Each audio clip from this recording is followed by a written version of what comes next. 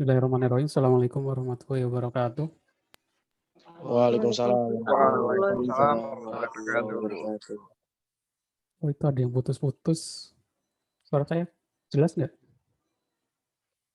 Jelas, Pak. Jelas, Dari, jelas. Mungkin yang putus-putus sinyalnya mungkin ya. Oke, alhamdulillah pada malam hari ini kita perkuliahan perdana di mata kuliah konsep basis data ya. Ini kalian semester 4 ya. Semester 4 berarti udah masuk ke tahun kedua. Saya harap semangat belajarnya masih tinggi ya. Jangan sampai bermalas-malasan karena saya harap di mata kuliah ini kalian nggak cuma mengikuti mata kuliah ini nggak cuma untuk mendapatkan nilai ya, tapi saya harap semuanya masing-masing dapat ilmu, dapat tambahan ilmu yang bisa kalian praktekkan dan kalian gunakan sehingga bermanfaat di suatu saat nanti ya. Saya nggak harap perkuliahan kalian itu cuma yang penting kuliah dapat nilai A, tapi nggak dapat apa-apa ya. Maksudnya nggak paham sesuatu yang kalian pelajari itu. Saya nggak ingin seperti itu. Jadi saya ingin semuanya sungguh-sungguh mengikuti perkuliahan walaupun kalian mungkin kelas karyawan ya, kelas malam, sibuk kerja, tapi saya harap bisa fokus, maksudnya membagi fokusnya untuk perkuliahan ya, sisakan fokusnya untuk perkuliahan karena ya emang bermanfaat ya, maksudnya apalagi di mata kuliah ini di basis data. Di mata kuliah basis data ini kalau kalian sebagai seorang jurusan IT ya harus ngerti dasar-dasar basis data karena basis data itu masuk ke dalam semua aspek teknologi yang akan kalian gunakan ya, yang sekarang lagi ramai digunakan seperti itu. Oke, saya mau share screen dulu biar lebih jelas. PowerPoint, Advance.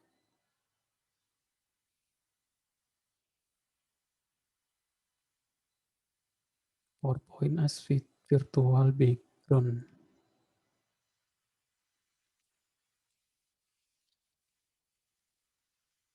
Bentar.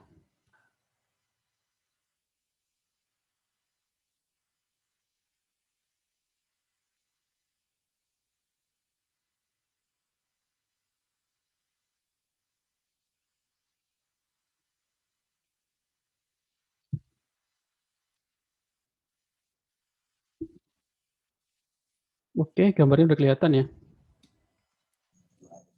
Ya, sudah Pak. Oke, kita mulai saja.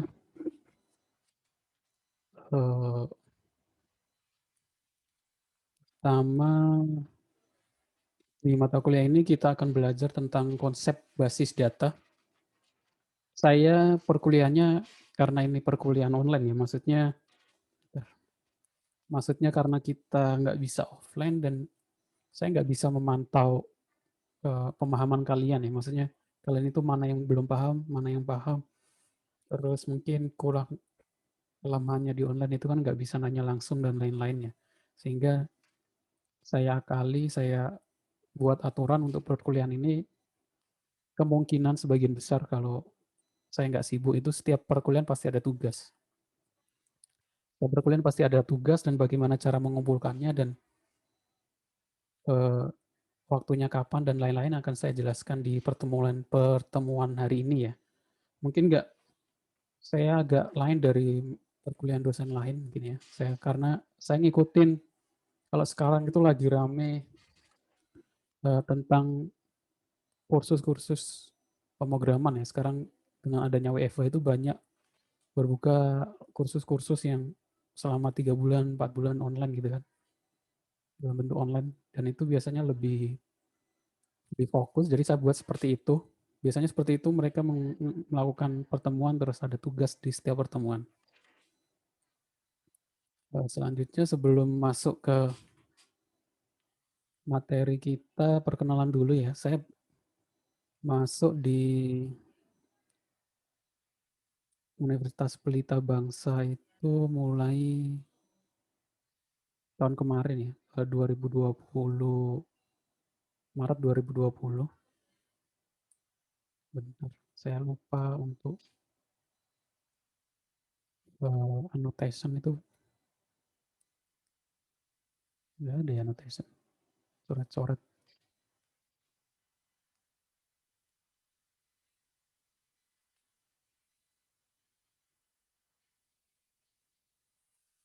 Jadi saya masuk di Pelita Bangsa baru tahun kemarin. Ini semester ketiga saya ngajar di Pelita Bangsa. Saya tinggalnya di Cikarang yang dekat kampus. Terus riwayat studinya saya S1-nya di Institut Teknologi di Taman Surabaya. Terus melanjutkan kuliah S2 di UI Yogyakarta. Jadi S1-nya di Surabaya, S2-nya di Yogyakarta. Sekarang ngajarnya di Bekasi di Cikarang. Kampus saya dulu juga sama seperti UPB ya, kuliah malam. Jadi Institut Teknologi di Taman dulu juga kampusnya ada kuliah malam ya. Jadi saya sama seperti yang saya rasakan dulu kuliah malam hari dari habis maghrib sampai jam 8, sampai jam 9 sampai jam 10 ya.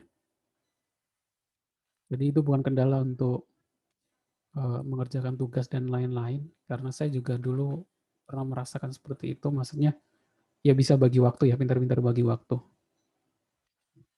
Seperti itu. Oke, saya sekarang masuk ke kontrak perkuliahan. Di perkuliahan saya kontraknya seperti ini ya, nilai akhir itu saya ambil seperti ini, kehadiran 10%, tugas 25%, UTS 30%, sama ini UAS ya harusnya. Yang terakhir UAS 35%. Kalau ada yang masih bisa berubah mungkin kehadiran dan tugas. Beberapa kelas mungkin ada yang nggak memasukkan kehadiran ya, maksudnya nggak menghitung kehadiran. Saya juga nggak apa-apa kalau pengennya nggak hitung kehadiran. Jadi ya mau hadir atau nggak terhitung ya maksudnya. Dia mungkin masuknya ke tugas, UTS, dan UAS. Mungkin ada yang mau kasih masukan atau saran untuk kontrak kuliah saya hari ini, nilainya dan persentasenya. Silakan kalau ada yang punya opsi lain.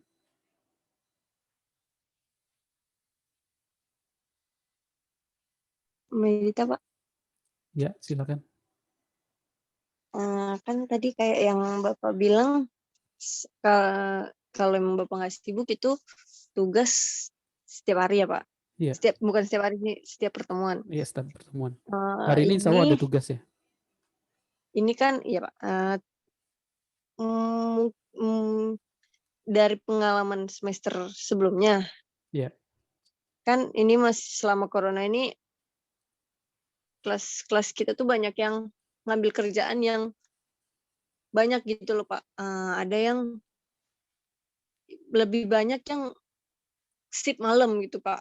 Banyak banget gitu. Jadi kayak yang dari semester-semester sebelumnya tuh permasalahannya dari tugas lebih banyaknya, Pak. Karena ada yang nggak kekejar tugasnya karena kerja, ada yang karena dosennya ngasih waktu pengumpulan tugasnya nggak sesuai dengan jadwalnya dia, bukan nggak mau ngerjain, Pak, lebih ke ngatur waktunya kali ya, Pak, gitu. Waktu pengumpulan tugasnya gitu, Pak.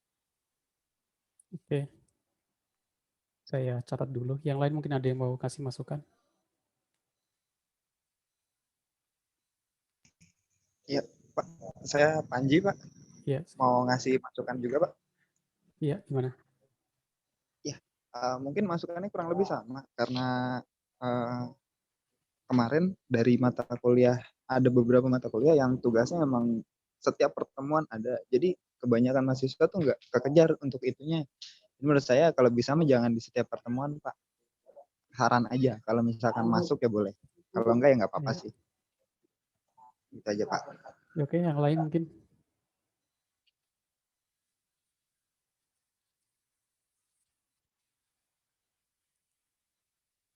Nggak ada ya? Yang lain yang mau ngasih saran silakan.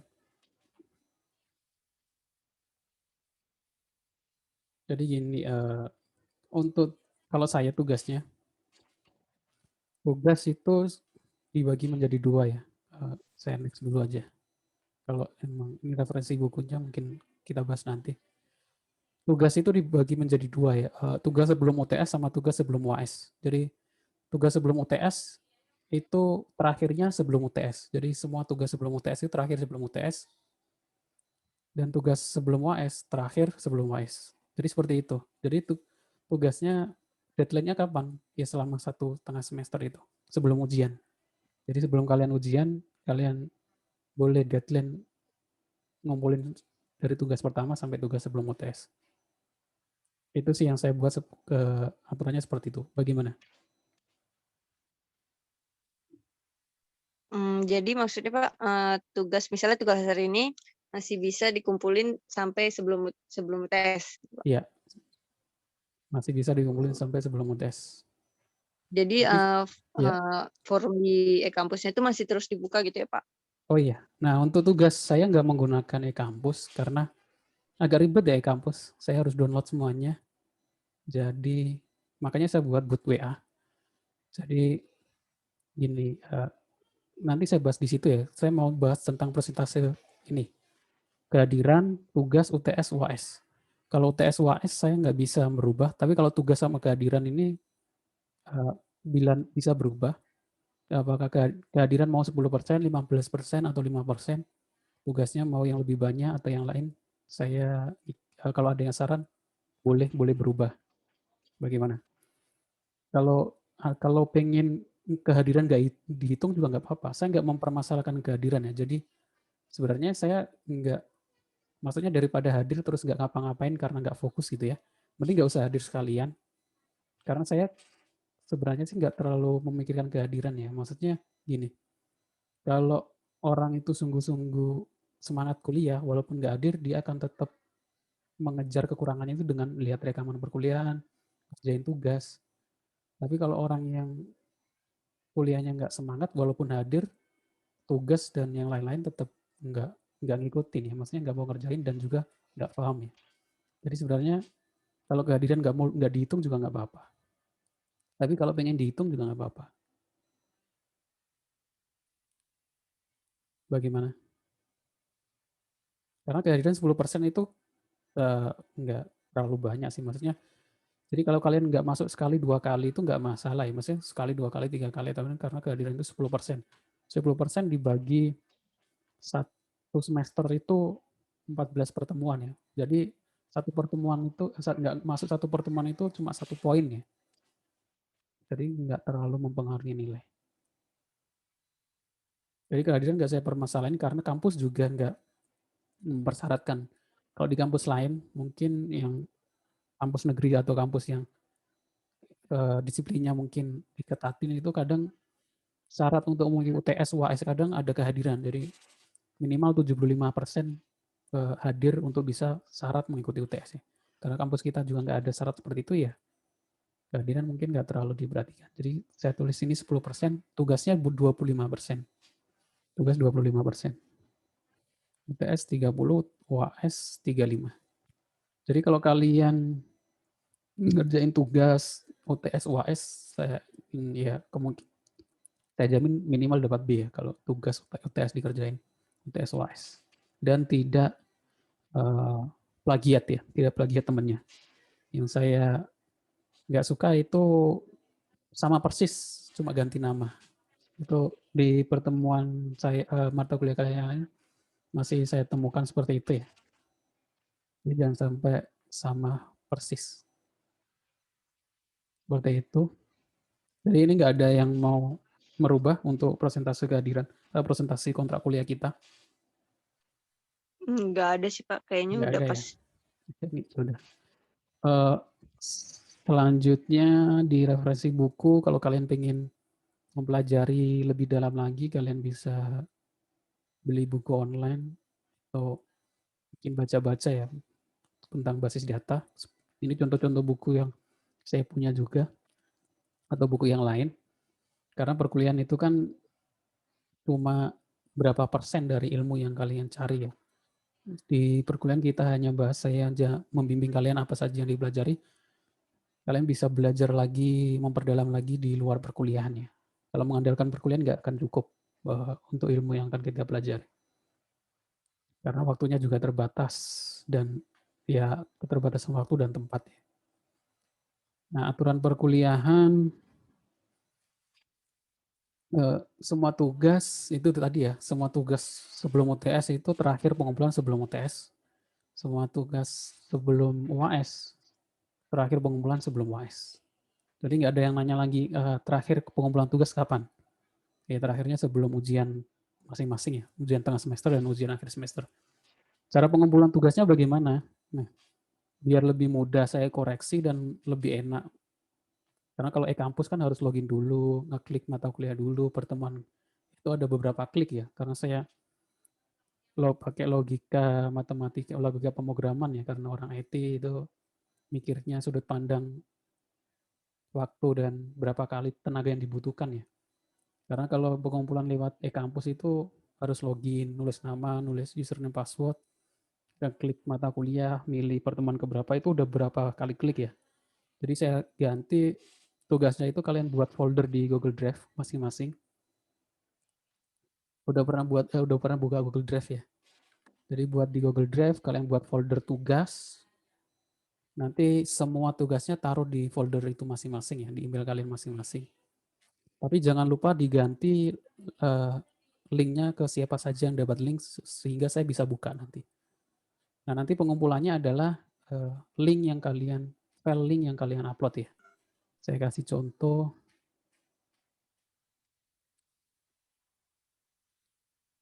Saya kasih contoh seperti ini ya. Kelihatan nggak layar saya? Kelihatan nggak yang saya share screen? Kelihatan ya? Kelihatan, Pak. Kelihatan ya? Kalian buka buat folder baru mata kuliah kalian ya. So, ini saya udah buat di sini sistem basis data 19 S1. Kalian buat folder tugas, terus klik kanan, bagikan link. Ini kalian ganti ke siapa saja yang dapat link ya, sehingga saya bisa buka juga. Nah, harusnya di dalamnya sini kalian nanti mungkin kalau kalian buat upload tugas satu ya, kalian tuh upload tugas satu, terus untuk dapatkan linknya kalian klik dapatkan link, siapa saja yang memiliki link ya. Kalian sayang link, nanti pengumpulannya lewat Google Form tugas satu, nanti yang dikumpulkan adalah linknya. Jadi kalau saya buka, saya langsung bisa buka, tinggal klik linknya, saya langsung bisa buka tugas kalian gitu ya. Saya kira seperti itu lebih mudah kalau daripada lewat e-kampus ya. Karena saya juga harus ngoreksi tiap minggu dan harus saya backup. Nanti kalian bisa akses nilai tugas di masing-masing minggu itu di booth WhatsApp. Nanti saya jelaskan. Jadi seperti itu. Kalau kalian nggak ganti ke siapa saja dapat link, contohnya seperti ini ya. Kalau kalian lupa ganti, saya nggak bisa akses ya. Kalau masih dibatasi, ketika saya klik linknya, saya nggak akan bisa buka. Makanya harus diganti siapa saja yang memiliki link. Seperti itu. Itu untuk pengumpulan tugasnya dengan cara seperti itu ya. Jadi nanti buat folder masing-masing di Google Drive, dikumpulkan seperti itu. Selanjutnya untuk pengumpulan tugasnya,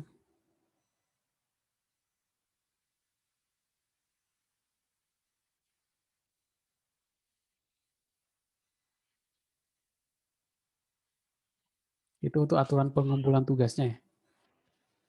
Selanjutnya cek nilai dan tugas di booth. Tadi sudah saya kirim. Insya Allah setiap sebelum perkuliahan, saya punya aplikasi booth WhatsApp ya. Untuk bisa ngirim otomatis dan untuk jadi booth. Jadi nanti kemungkinan setiap sore hari sebelum perkuliahan nanti ada reminder ya namanya, reminder perkuliahan. Jadi nggak ada lagi alasan kelupaan nggak mengikuti perkuliahan ya. Seperti itu aja untuk mengingat. Dan di boot nanti kalian bisa cek tugas, cek nilai, dan cek kehadiran. Tapi sebelum kalian bisa cek nilai, cek kehadiran, kalian harus daftarkan nomor kalian ya. Jadi kalian nanti langsung tinggal, nanti saya kasih contoh tulis nilai gitu ya. Saya kasih contoh dulu aja.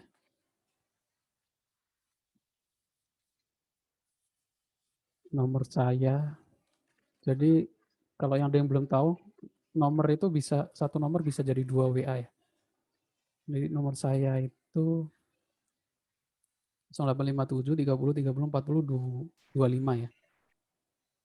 Caranya biar bisa buat nomor baru di WA itu kalian tambahkan 0 di belakang atau 1 atau 9. Itu jadi WA baru ya, walaupun nomornya 1. Nah, ini contoh WA-nya. Jadi kalau kalian nanti sudah daftarkan nilainya, daftarkan nomornya, pokoknya pengen ngecek nilai, kalian tulis nilai, nanti sistem akan balas kehadiran, nilai, kehadiran, dan lain-lain. Oh, belum saya aktifkan. Bentar, saya belum aktifkan karena saya masih taruh di lokal, di laptop saya. Jadi nanti kalau sudah saya taruh di ini ya, bootnya saya taruh di biasanya di VPS atau di RDP namanya, remote desktop, sehingga dia bisa aktif terus.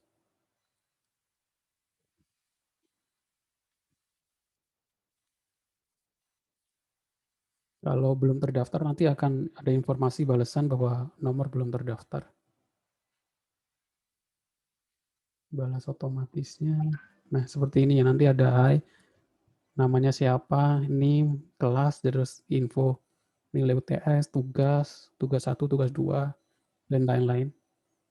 Nah, di mata kuliah saya enaknya kalau semua kalian tugasnya ada kekurangan gitu ya. Kalian sudah ngumpulin tugas, ternyata tugasnya dapat nilai. Nanti kalau ada kekurangan yang harus direvisi, saya tulis di bootnya. Jadi mungkin masih ada salah di bagian ini. Kalian bisa revisi untuk mengumpulkan tugas lagi. Jadi nilainya bisa diperbaiki. Seperti itu. Jadi kalau ngerjain lebih dulu ya dia bisa memperbaiki nilai kalau saya sudah koreksi. Kalau dia ngumpulin mepet-mepet setelah UTS ya nggak ada perbaikan nilai tugasnya ya, seperti itu.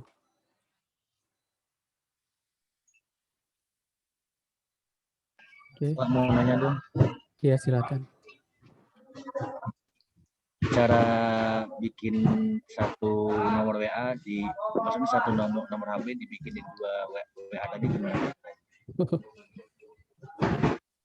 Nomor kalian yang sudah aktif, tambahkan 1 angka di belakang ya, tambahkan 1 angka di belakang antara 0 sampai 9. Itu aja nanti, tapi notifikasi aktivasinya nggak pakai SMS, tapi pakai panggilan. Ada tutorialnya di YouTube sih, nanti saya share kalau mau.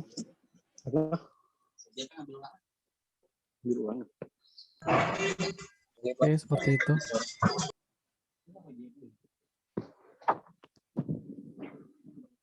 Jadi jangan lupa ini ya, saya sudah kasih link untuk daftar nomornya ya. Di reminder yang tadi saya kirim.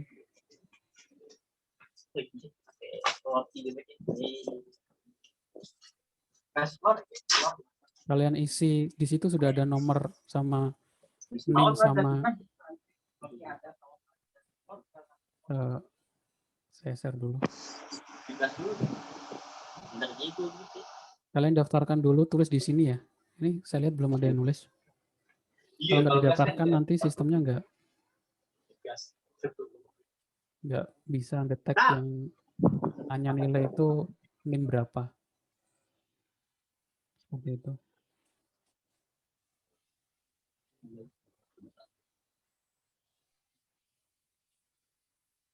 Jadi kalian silakan buka ini link yang saya taruh di WhatsApp itu untuk daftarkan nomor WA. Di nomor WA ini, NIM ini, nama ini, nomor WA-nya ini. Jadi ketika nanti buat WA-nya, ketika ada WA dari nomor ini, berarti dia NIM-nya ini nilainya sekian, sekian, sekian. Seperti itu ya. Kalau belum daftaran di sini berarti sistem nggak bisa baca nanti. Karena saya kemarin buat WA untuk ngecek nilai, tapi nggak pakai daftar nilai, nggak pakai daftar WA, tapi pakai pakai NIM ya. Jadi yang dikirim itu NIM, nanti dia bisa ngecek nilainya. Tapi kan akhirnya orang lain ngecek nilainya miliknya orang lain, milik temennya gitu ya. Jadi ketahuan nilainya temennya berapa, sekian-sekian.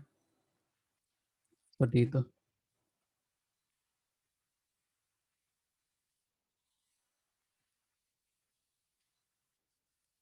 Oke, sampai sini mungkin ada yang mau ditanyakan.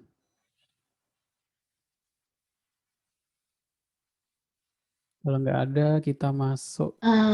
Ya. Saya Pak, Ya, silakan. bisa Pak.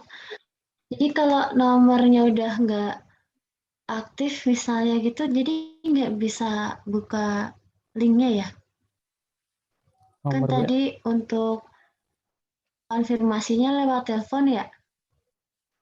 Oh, itu untuk buat WA baru. Itu untuk Oh, buat WA. Kalau pengen buat WA satu nomor pakai buat WA baru tanpa kartu yang fisik, beli kartu fisik yang baru. Caranya seperti itu. oh, oke Pak. Ya. Terima kasih Pak. Ya, sama-sama. Oke, sekarang kita masuk ke konsep basis data.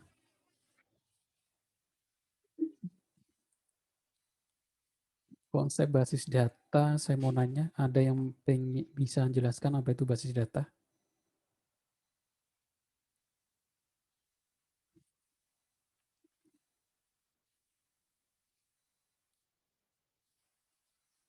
Silakan kalau ada yang pengen menjelaskan definisi basis data. Apa sih database itu? Apa sih basis data itu? Database itu kalau dalam bahasa Inggris ya. Kalau bahasa Indonesia basis data. Belum ya? Kalau nggak ada, saya jelaskan saja ya. Database.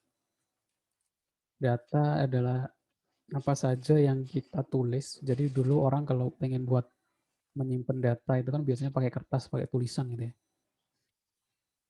Dengan berkembangnya teknologi, adanya komputer dan penyimpanan, data-data yang sebenarnya ditulis dengan manual pakai kertas, itu bisa diganti dengan menggunakan database. Dengan komputer dan lebih mudah diolah dan digunakan. Itu definisi sederhana sih sebenarnya. Kenapa sangat penting database? Ya, pertama dulu untuk mempermudah ya. Jadi tujuannya itu sebenarnya untuk mempermudah menyimpan data. Lalu tujuan sistem basis data, kalau di sini disebutkan mencegah data redundansi dan inkonsistensi. Apa sih redundansi itu? Redundansi itu menyimpan data dua kali.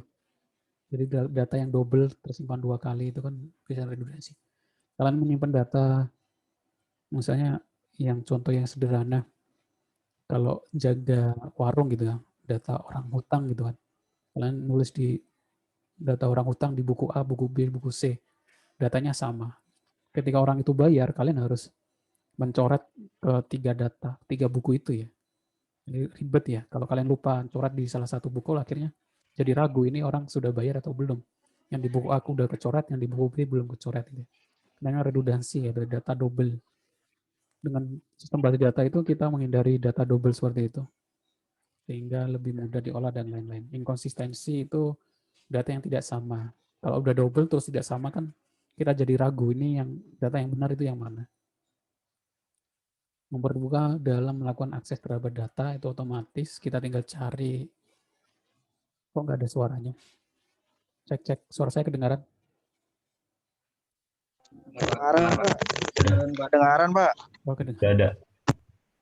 Kedengaran, Pak. Ada, Pak. Yang kedua, Itu HP-nya Riswanto kali. mempermudah dalam melakukan akses terhadap data, mempertimbangkan data isolasi, mencegah keawuran akses anomali, mempertimbangkan masalah keamanan data, mempertimbangkan masalah integritas. Kalau teori seperti ini, kalian bisa baca sendiri ya, keuntungan sistem basis data. Karena Saya pengennya itu langsung ke praktek ya. Kalau untuk teori kalian bisa baca sendiri ya. Dan praktek mungkin teori mungkin bisa dipahami. Nah, sekarang masuk ke teknologi. Teknologi di dunia itu teknologi sangat cepat ya. Dulu ketika saya kuliah masih S1 itu belum ada istilah NoSQL. SQL itu udah dianggap teknologi paling baru. Tapi dengan berkembangnya data semakin besar, sekarang sudah ada namanya NoSQL. Kalian belum belajar SQL, sudah ada NoSQL. Apa sih NoSQL? Ya, tidak SQL itu maksudnya untuk melawan SQL karena dianggap SQL itu udah lambat dan tidak bisa menghandle data yang besar, data yang udah jutaan, ratusan juta itu SQL sudah dianggap terlalu lemot, terlalu lama. Maka istilahnya sekarang ada istilah NoSQL. Di SQL, nah sebelum kita masuk ke NoSQL, kita pelajari dulu SQL ya. Jadi karena ini mungkin sebagian udah ada yang mungkin karena sudah karyawan, mungkin ada yang sudah mempelajari lebih dalam. Tapi saya anggap ini sama semua ya. Jadi yang belum belajar juga nggak terlalu nggak malu gitu ya untuk sama-sama belajar. Jadi kalau di SQL itu ada istilahnya database itu macam-macam, namanya RDMS, DBMS. Ada Microsoft Access yang bawaan dari Microsoft. Terus ada Firebase, ada SQL Server, ada MySQL, ada MariaDB, dan lain-lainnya. Di mata kuliah ini kita akan belajar tentang SQL dasar yang sering dipakai paling banyak dipakai lah. MariaDB, pakai PHP MyAdmin. Nanti kita akan, kalau sudah paham tentang SQL, nanti belajar dengan NoSQL. Yang paling sering NoSQL yang dipakai adalah MongoDB, karena lebih ringan. Tapi kalau kalian buat sistem yang hanya menghandle ratusan data dan ribuan data, ya nggak usah pakai NoSQL ya. Pakai SQL saja cukup. Kecuali kalau datanya sudah besar, pakai NoSQL, MongoDB, dan lain-lain. Terus ada istilah Big Data. Big Data itu ya untuk menghandle data yang sangat besar. Itu ada frameworknya. Ada yang pakai Kafka, Cassandra, Hadoop, Apache Spark gitu ya. Nanti ini mata kuliah basis data lanjut ya, ada Big Data istilahnya. Hadoop itu dari Google, yang paling sering dipakai dan gratis. Terus ada kalian akan mengenal namanya data science. Data science. Setelah kalian sudah paham tentang SQL, bagaimana memanipulasi data, mengambil pengetahuan dari data itu, nanti akan ke ilmu yang lebih lanjut, istilahnya adalah data science. Sekarang lagi rame istilah data science. Data science ini digunakan untuk apa saja ya? Ada banyak aspek ya. Ada untuk e-commerce, manufacturing, banking, finance, transport, healthcare. Di situ kalian bisa lihat ada contoh untuk e-commerce, identify consumer, rekomendasi produk. Jadi kalau kalian buka Shopee, Bukalapak, Tokopedia itu kan rekomendasi setiap user beda-beda ya.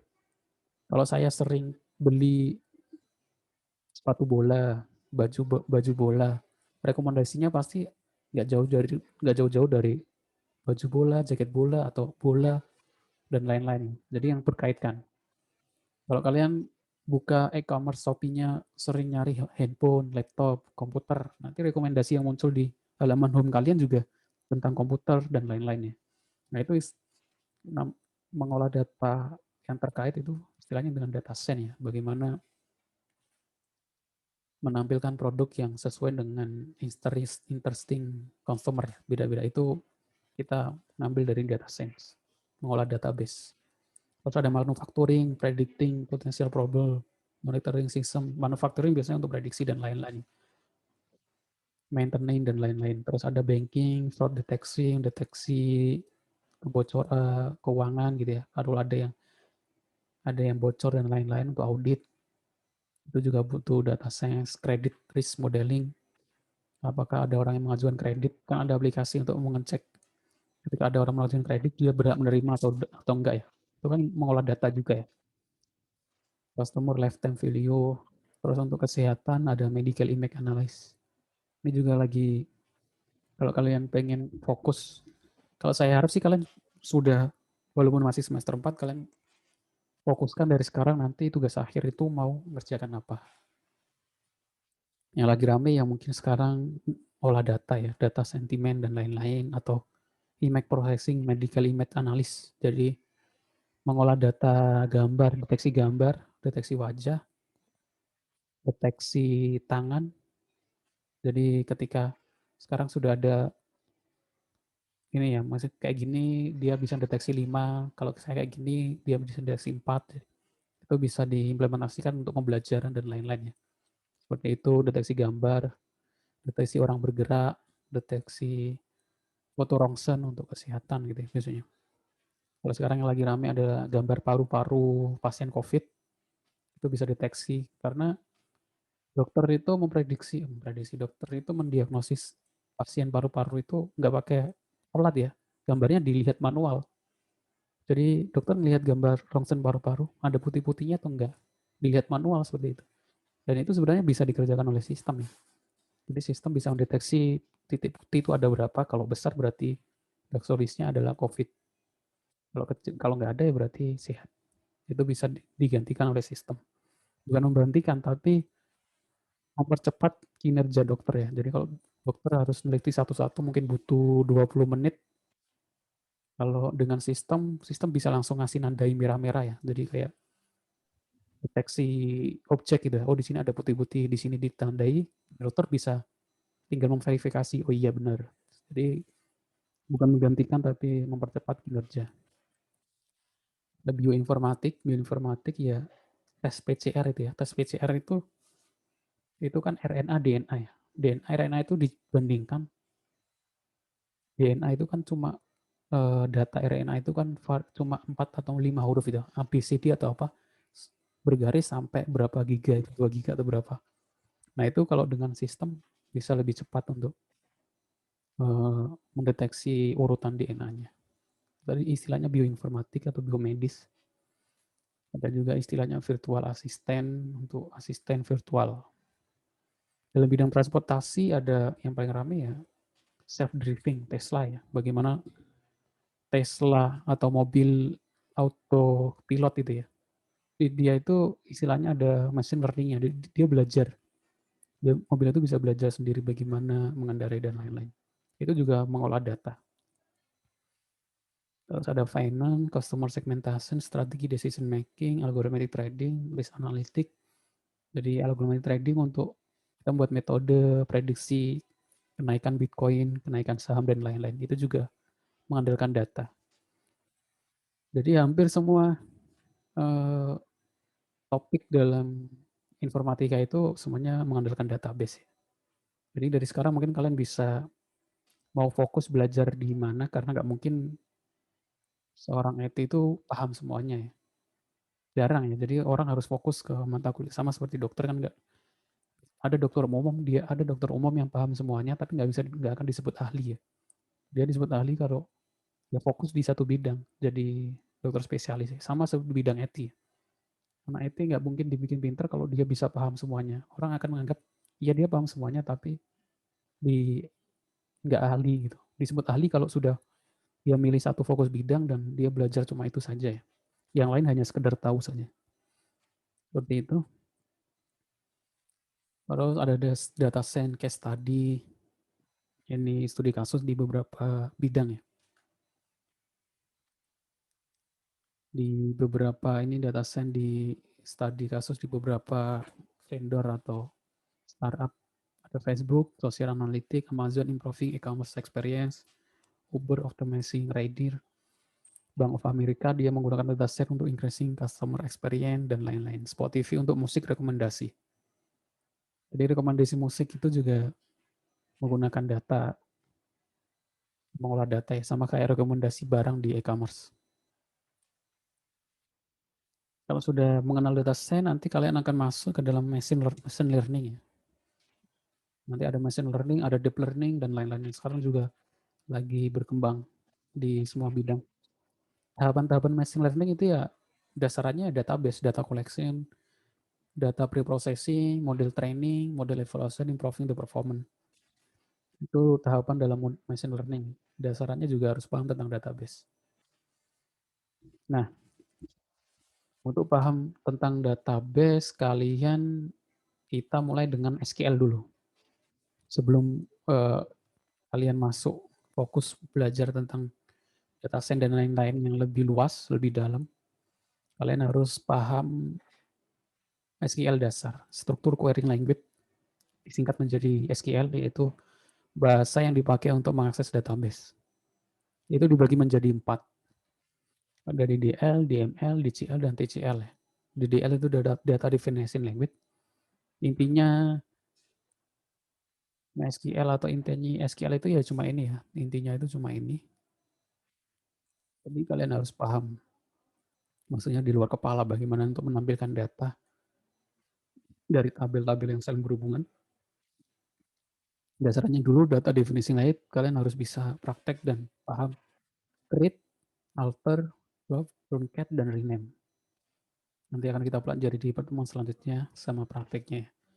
Setelah itu kalian harus belajar juga tentang data manipulasi language, DML, ada select, update, insert, delete, merge, log table, dan lain-lain. Terus ada grant dan revoke untuk data communication language ya. Terus ada transaksi, ada commit, rollback, sama save point. Oke, ini untuk ini saja pertemuan kita hari ini. Sampai sini mungkin ada yang ditanyakan, silakan.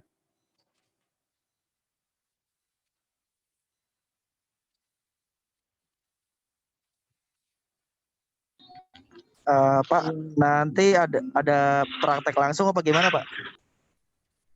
Praktek langsung. Misalkan di kampus gitu.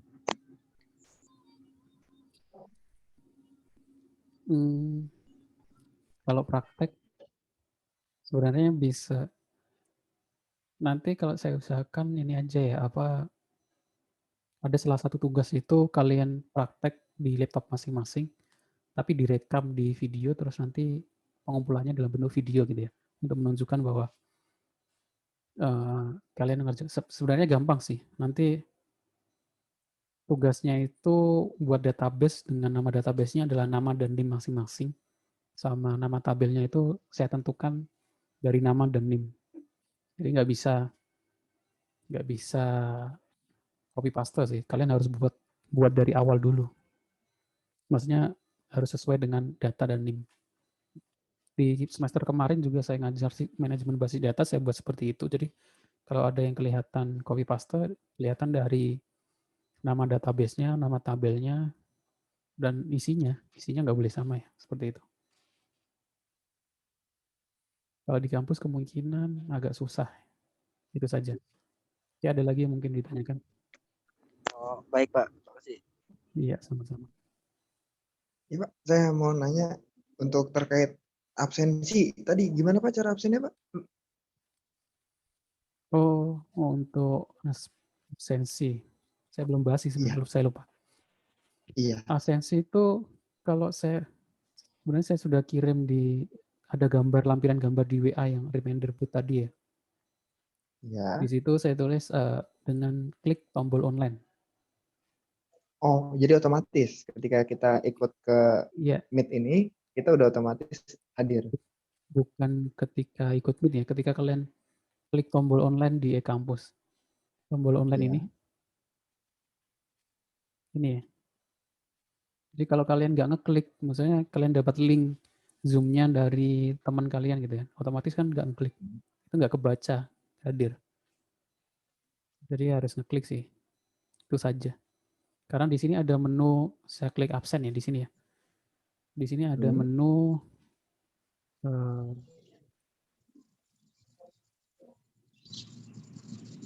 klik absen, ikut diskusi, login, login dan akses, ikut diskusi, video conference. Nah ini video conference ini.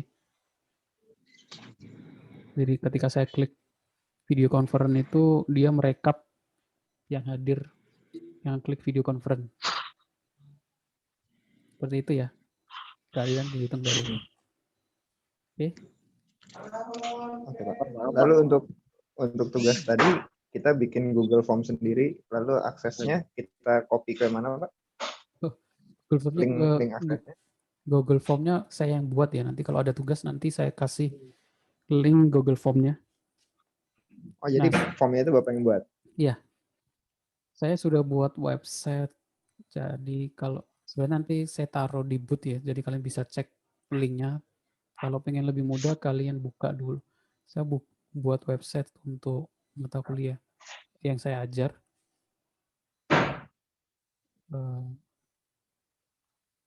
Kalian bisa kunjungi ini linknya ya.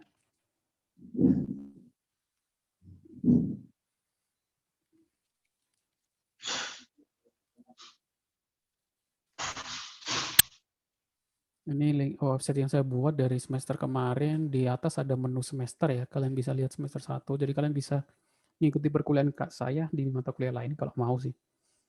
Di sini ada semester 1, 3, 4, 5, 7. Di sini ada semester 4. Kalian semester 4 ya. Semester 4, sistem basis data 19B1 ya. Kalian klik menunya sistem basis data 19B1. Nah, di sini nanti ada pertemuan minggu pertama, kedua, ketiga, sampai ke-16 ya. Di sini baru muncul pertemuan minggu ke-1. Di setiap pertemuan itu nanti dibagi materi, rekaman perkuliahan, sama tugasnya. Materi PPT-nya saya taruh di sini. Kalau terus rekaman perkuliahan nanti kalau selesai perkuliahan hari ini mungkin besok saya upload di YouTube. Saya taruh linknya di sini. Nah sekarang saya bahas tugasnya, tugas 1. Kalian klik tugas 1 di sini ya. Nanti saya buat di boot WhatsApp-nya untuk ngecek linknya sih. Saya belum buat. Habis ini saya buat. Jadi ini tugas 1, ini tugas 1 ya. Terakhirnya sebelum UTS ya. Ini tugas satunya. Tugas satunya mudah sih. Bukan tugas sih, sebenarnya saya pengen tahu pendapat kalian. NIM, kalian tulis NIM, nama, apa yang ingin Anda pelajari dari mata kuliah ini, ditulis saja. Walaupun semua seperti ini masuk nilainya ada ya. Nanti paling nilainya sama semua ya. Saya buat 80 semua. Walaupun jawab apa saja saya buat 80 semua. Seperti itu. Ini untuk tugasnya. Kalian bisa lihat di link ini. Saya buat bootnya dulu aja.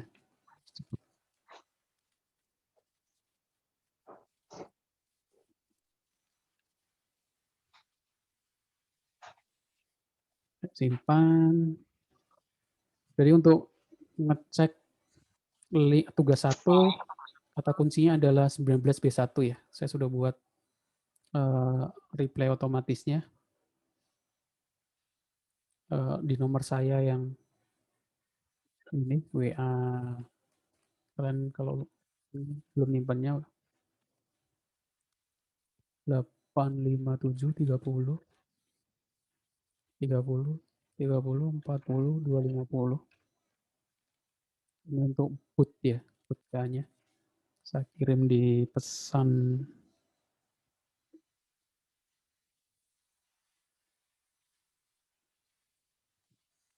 Kalian tulis B19 B1 ya. Nanti dia akan balas link untuk tugas 1. Nanti kalau ada tugas selanjutnya saya taruh di bawahnya. Saya kasih contoh aja seperti ini. Oke.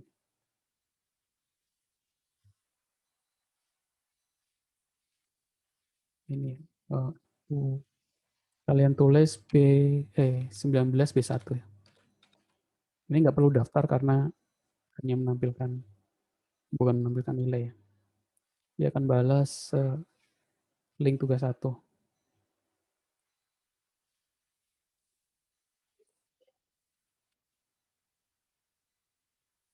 Dia akan balas seperti link tugas 1. Dan bisa langsung kerjakan nanti. Terus kalau kalian pengen ngecek nilai, kalian tulis nilai tapi nanti kalian daftarkan dulu, nanti akan balas tugas 1 nilainya berapa, tugas 2 berarti kehadiran pertemuan 1 hadir atau enggak, dan lain-lain. Oke. Ada lagi yang mau ditanyakan?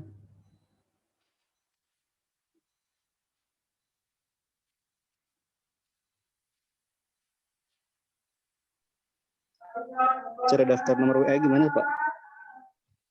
Di link yang saya kirim di WA. Saya bagikan linknya saja. Bentar.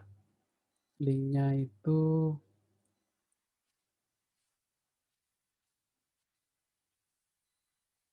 ada di, kalau tadi sudah dapat reminder ada link pendaftaran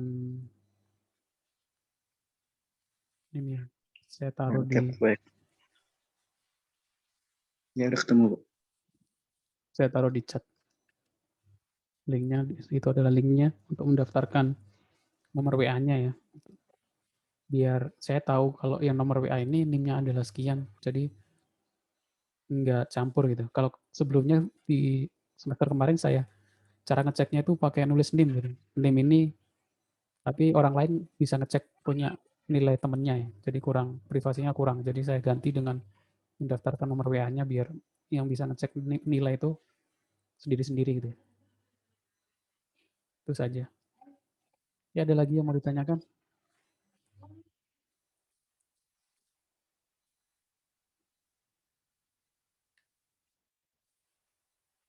Kalian bisa untuk tugasnya kalian bisa jawab apa saja ya. Mungkin kalian ingin pelajari apa yang nggak ada hubungannya tentang basis data juga nggak apa-apa. Kita sama-sama belajar. Mungkin nanti di pertemuan ke depan kita bahas apa saja yang jawaban dari kalian gitu ya. Ingin dipelajari. Terus jadi WA saya itu ini ya 0857 30 30 40 25 itu WA yang pribadi yang bootnya itu kalian tambahin 0 di belakang 0857 30 30 40 250 itu untuk boot WhatsApp-nya. Kalau email saya ini ya gmail@najamudindwi.com. Kenapa? Ada yang bisa ada yang tahu nggak kenapa Gmail-nya ada di depan? Ada yang tahu?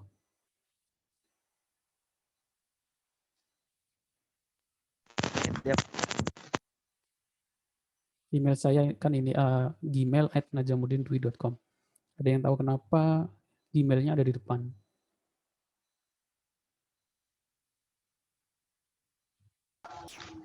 Enggak, Pak. Enggak ada yang tahu. Kalian sudah belajar Nggak tahu, Pak. Boleh share-share itu, Pak. kalian udah belajar web server belum? Web server apa? Web mail server gitu ya. Kalau SMK-nya jaringan mungkin paham. Jadi kan email itu kan itu ya nama domain gitu ya. Jadi Gmail itu kan nama domain. Jadi kita bisa buat webmail sendiri. Kayak kalian kan dapat email kampus kan @pelitabangsa.ac.id kan. Dapat nggak email kampus mahasiswa masing-masing?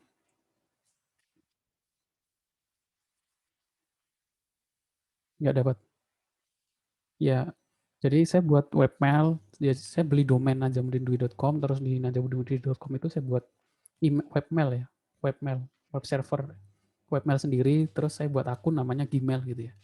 Kan biasanya kalau kalian lihat di perusahaan atau itu kan biasanya admin @superindo.com gitu atau HRD apa. Nah itu saya buat namanya Gmail @domain saya. Jadi seperti itu.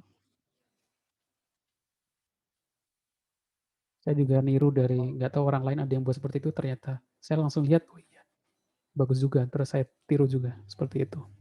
Ya itu untuk penambah pengetahuan aja ya bagaimana. Oh iya.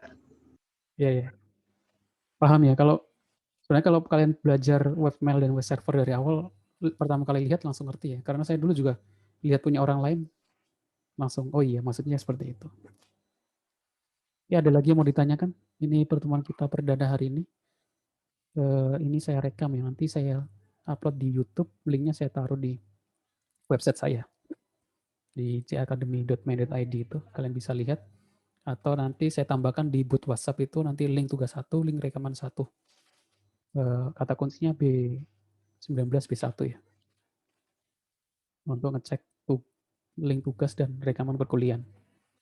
Tapi nanti untuk ngecek nilai kata kuncinya nilai. Seperti itu.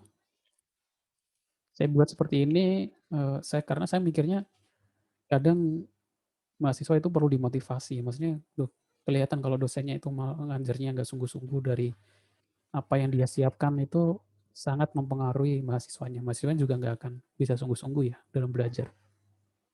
Kalau saya sudah sungguh-sungguh nyiapkan dari materi, websitenya, bootnya, penilaian dan lain-lain, kalian juga harus sungguh-sungguh juga dalam belajarnya gitu ya. Seperti itu. Untuk boot Pak, saya coba ketik nilai masih belum muncul karena belum didaftarkan ya. Karena saya belum data. Karena harus didaftarkan dulu, nanti baru bootnya membaca. Baru ini kan baru masuk ya, belum saya masukkan ke dalam bootnya. Nanti kalau sudah ada yang daftarkan nilainya semua, sudah saya masukkan ke sistem bootnya, nanti dia bisa membalas nama NIM gitu ya, sesuai dengan nomor yang didaftarkan. Seperti itu. Ya, ada lagi yang mau ditanyakan? Kalian bisa ngisi langsung tugasnya ya, biar nggak kelupaan. Jadi nanti sebelum perkuliahan juga saya akan ada boot reminder perkuliahan dan juga mungkin ada reminder tugasnya. Jadi nggak ada istilah kelupaan dan ya nggak ada istilah lupa gitu ya, nggak ngerjain. Itu saja. Tiap akan terus kalau nggak ada nanti juga alasan nggak bisa ngerjain gitu ya. Karena nanti saya usahakan tugas yang saya kasihkan itu saya kasih contoh gitu ya. Jadi saya juga ngerjain tugasnya gitu. Sebenarnya kalian tinggal menyesuaikan studi kasusnya masing-masing. Jadi nggak boleh ada istilah nggak bisa. Kalau error itu wajar ya. Kalau error itu wajar, makanya saya buat grup WhatsApp itu ya kalau ada error ditanyakan, nggak usah malu gitu ya. Seperti itu. Oke, silakan kalau ada yang ditanyakan. Kalau nggak ada, saya tutup, saya akhiri pertemuan kita hari ini.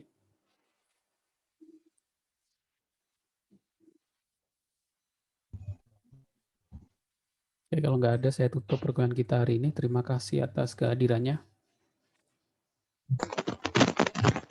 Assalamualaikum warahmatullahi wabarakatuh. Waalaikumsalam. Waalaikumsalam warahmatullahi